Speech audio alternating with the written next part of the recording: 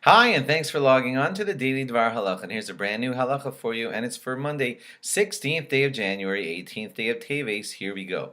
When putting away your talis and tefillin each day into your talis and tefillin bag, it is important that you get it right because halachas are, well, let's explain. You'll see how halachas come up there. If you reach into your talis bag and by mistake you pull out your tefillin first, then you're supposed to put on your tefillin first. Because once a mitzvah is in your hand, we don't like to put it aside. So if you were to pull out your tefillin first, they would have to go on first. And that's out of order, because really the real order is talis first and then tefillin. The reason talis goes first is because we have a rule called tadir v'she'eno tadir, tadir kodem. If you have an always and a not always, the always goes first. And talis is called the always because it goes on 7 days a week, and tefillin is called the not always because it only goes on 6 days a week. Okay, now therefore if you pulled out your tefillin first, you'd have to put them on first, but the talis is really supposed to be first. Okay, now let's talk about the tefillin bag itself.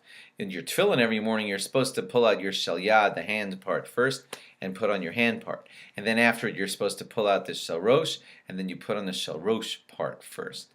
If you were to pull out the shalrosh part first, if you were listening carefully, you'd think, well, once you pull out something, we don't like to put aside a mitzvah. So if I pull out this shalrosh, should I put on the shalrosh part first? And the answer is no.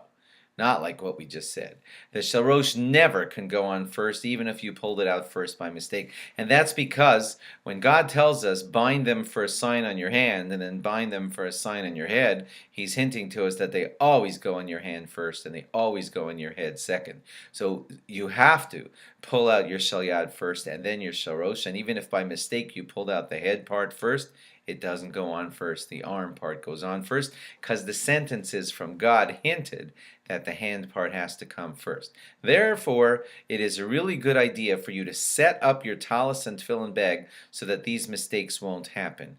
When you set up your talis and tefillin bag, put your tefillin deep in the bag so that you always pull out the talis first. And then also put your shalyad and your shalrosh in set places in the bag, so by habit you will be used to always pulling out from a certain side, and that's the side where I put my shalyad. I always reach into that side and I always get my shalyad out first.